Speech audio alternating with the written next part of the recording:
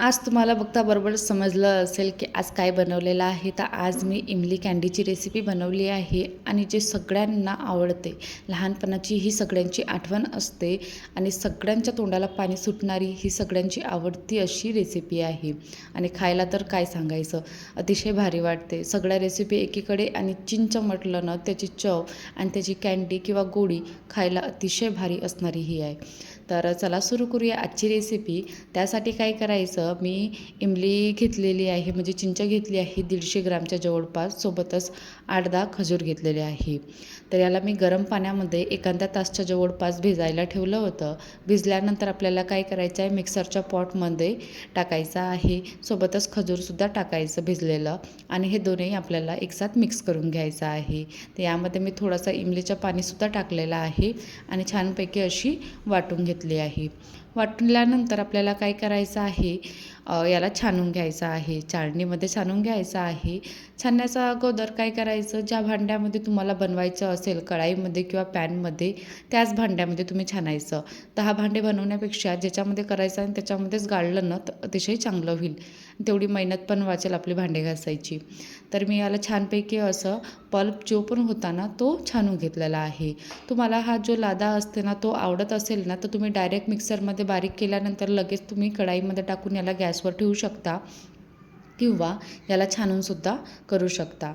तर छानून झाल्यानंतर मी गॅसवर कढाई ठेवली आणि सुरुवातीला कढाई छानपैकी अशी गरम होईल आणि जो गूळ टाकलेला आहे 150 ग्रामच्या जवळपास, जेवढी चिंच घेतली ना तेवढाच गूळ घ्यायचा आणि गूळ छानपैकी असा मेल्ट नाही होत तोपर्यंत मी हाय फ्लेमच ठेवली आहे गॅसची.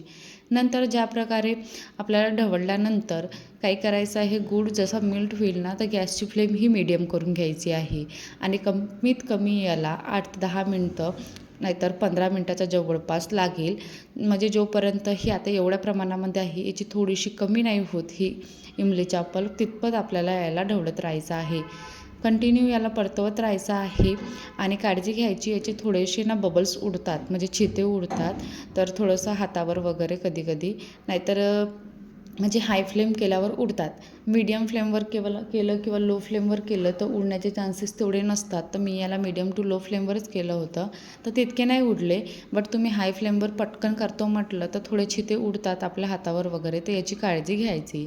आता बघू शकता अगोदरपेक्षा जो पल्प आहे तो सुद्धा कमी झालेला आहे आणि हलकासा दाटसरसुद्धा आलेला आहे. तर मी गॅसची फ्लेम आणखी कमी केली आणि त्यामध्ये जिरा पावडर, काळं नमक आणि कश्मीरी रेड चिली पावडर सोबतच साधं नमकसुद्धा टाकायचं आणि हे सगळं आपल्याला मिक्स करून घ्यायचं आहे. आता काय करायचं आहे, मिक्स करून घ्यायचं आणि कंटिन्यू याला आणखी थोडंसं परतवत राहायचं आहे. सोबतच छानपैकी यामध्ये एखादा चम्मचच्या जवळपास तूपसुद्धा टाकायचं, जेणेकरून आणखी जी चिंच आहे ना तर अशी हाताला नाही का जे थोडंसं असं चिपकणार नाही बनवायचा वेळेस नाही का, त्यासाठी आपल्याला एखादा चम्मच तूप टाकायचं होतं यामध्ये. आणि अशा प्रकारे याला आपल्याला कमीत कमी आणखी 7-8 मिनटं परतवत राहायचं आहे जोपर्यंत असा गोळा तयार होत नाही. याच्यापेक्षा आणखी घट्ट गोळा तुम्ही तयार करू शकता, बट मी एवढ्याच प्रमाणामध्ये गोळा तयार केला आणि नंतर याला थंड होण्यासाठी एका प्लेटमध्ये काढून घेतलं. आता थंड झालेला आहे. थंड झाल्यानंतर आपल्याला याची गोळी तयार होती की चेक करायचं. गोळी छानपैकी तयार होत आहे. तर ज्या चमच्यामध्ये मला सेट करायचं होतं ना त्याच चमच्यामध्ये मी 1 चम्मच इमलीचं जो बनवलेला हे आहे पल्प आहे छानपैकी अशी गोळी ते घेतली 1 चम्मचच्या जवळपास आणि छानपैकी असं क्लीन रॅपने आपल्याला याला पॅक करून घ्यायचं आहे. ज्या प्रकारे आपल्याला अगोदर लहानपणी मिळायची ना तशाच प्रकारे मी याला पॅक करून घेतलं. आणि आता कसं आहे, ऑनलाईन किंवा मार्केटमध्ये पण आपल्याला गेलो आपण खायची इच्छा असली ना तर मिळतेच. यांना जास्त आवडते, पण मी ह्यावेळेस काही घरी बनवून बघितली आणि मस्त झाली होती. जशी आपल्याला मार्केटमध्ये मिळते ना अगदी आंबट गोड तिखट अगदी तशाच प्रकारे झाली होती ही. तर अशा प्रकारे मी बाकीच्या पण 1 चम्मच घेऊ त्याला क्लीन रॅपनी असं पॅक करून घेतलं. आणि नंतर आपल्याला जेव्हा आवड झाली, जेव्हा पण जास्त वेळ तर राहत नाही म्हणा, म्हणजे जास्त दिवस टिकत नाही, टिकत नाही म्हणण्याचं कारण की आपल्याला खायची इच्छा खूप जास्त असते. तर तुम्ही कमी बनवा, जास्त बनवा. रोजची 1-2 खाल्ल्यानं तर पटकनच 4-5 दिवसामध्ये खतम होऊन जाते, असं आहे. तर म्हणून हे जास्त दिवस टिकत नाही असं होतं. नाहीतर आपल्याला अगर जास्त वेळ स्टोअर करायचं असेल ना, तर एखादा महिन्याच्या जवळपास तुम्ही स्टोअर करून ठेवू शकता फ्रीजमध्ये वगैरे. तर अशा प्रकारे ही इमलीची कँडी तयार झालेली आहे. कशी वाटली तुम्हाला आजची ही रेसिपी? आवडली असेल ना, तर बनवून बघा आणि माझ्या चॅनेलला सबस्क्राईब करायला विसरू नका.